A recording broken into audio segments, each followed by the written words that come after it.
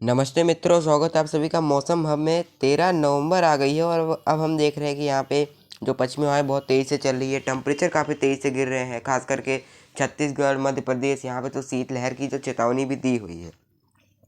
और एक तरफ हम देख रहे हैं कि पश्चिमी हवा के चलने की वजह से यहाँ पे ये तेलंगाना तक पहुँच रही है और यहाँ पे तमाम हिस्सों में जो है टेम्परेचर काफ़ी तेज़ी से गिर रहा है। और ये होता क्यों है, देखो 4 नवंबर को हमें मालूम है कि यहाँ पे बर्फ़बारी हुई थी पहाड़ों में।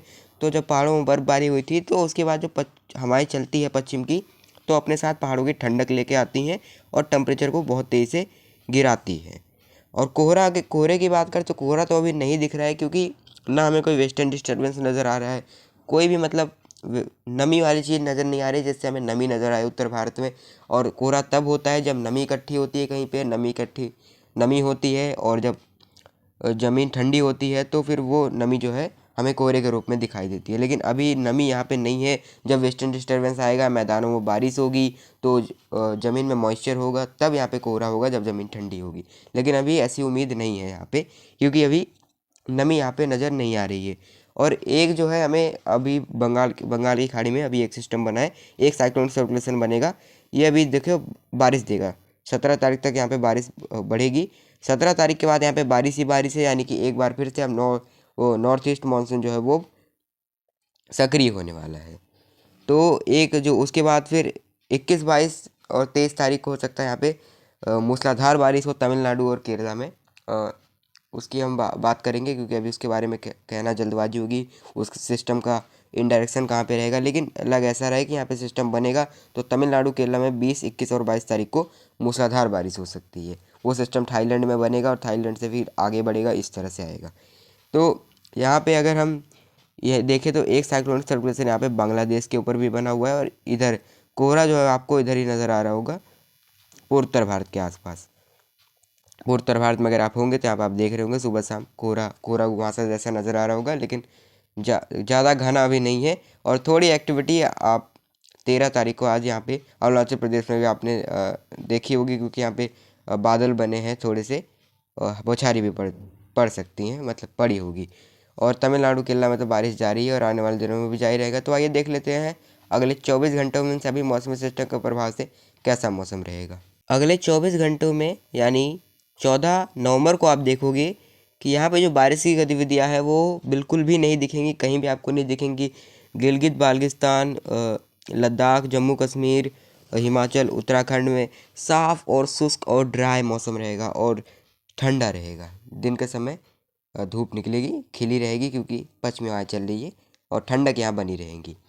पंजाब, हरियाणा, दिल्ली और पश्चिमी उत्तर प्रदेश और पूर्वी उत्तर प्रदेश और बिहार, झारखंड, उड़ीसा, गंगे पश्चिम बंगाल, सिक्किम और छत्तीसगढ़, मध्य प्रदेश, राजस्थान, गुजरात, महाराष्ट्र मुख्यतः साफ और शुष्क ही रहेंगे। पंजाब हरियाणा में भी आपको कहीं कहीं एक दो जगहों पर कूल वेव जैसी कंडीशन दिख सकती है, लेकिन मध्य प्रदेश और छत्तीसगढ़ में आपको कूल वेव दिख सकती है। यहाँ पे कूल वेव यानी सामान्य से 4 डिग्री सेल्सियस जब कम हो जाता है तापमान, तो कूल वेव होती है। और छत्तीसगढ़ में तो 8-9 डिग्री सेल्सियस जो है कम हुआ है। छत्तीसगढ़ में 8-9 डिग्री सेल्सियस यहाँ पे कमी आई है।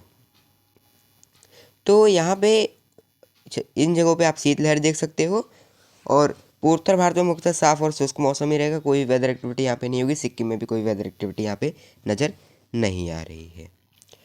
दिल्ली में आपको पॉल्यूशन दिख सकता है। पॉल्यूशन तो आपको सभी जगहों पे दिखेगा, इधर पूर्वी उत्तर प्रदेश में प्रयागराज, सोनभद्र, वाराणसी, कई जगहों पे तो 200-200, और गोरखपुर में भी आपको दिखेगा।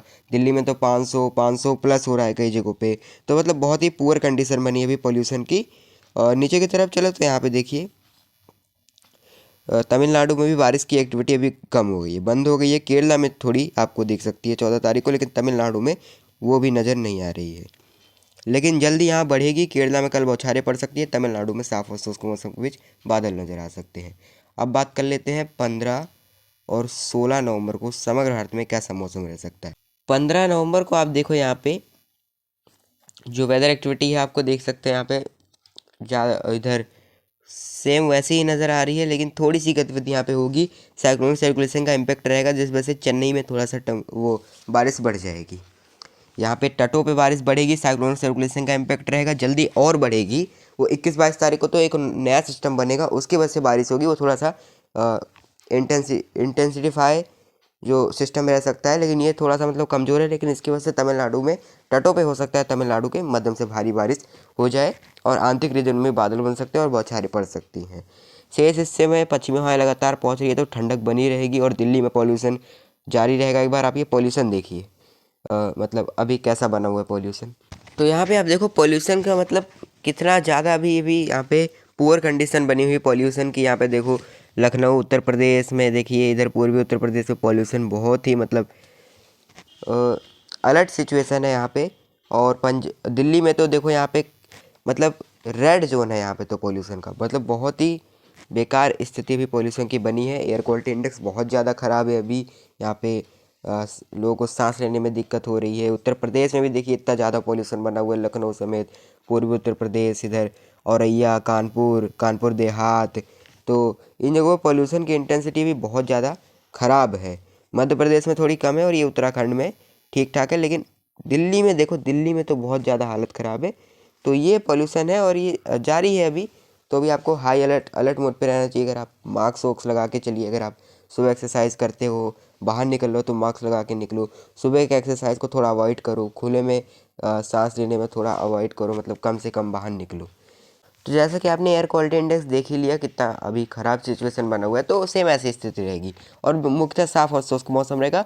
कोई वेदर एक्टिविटी नहीं होगी, पश्चिमी हवाएं पहुंच रही है तो ठंडक बनी रह सकती है। कई जगहों पे शीतलहर आपको दिख सकता है। बात कर लेते हैं 16 नवंबर को समग्र भारत में कैसा मौसम रहेगा।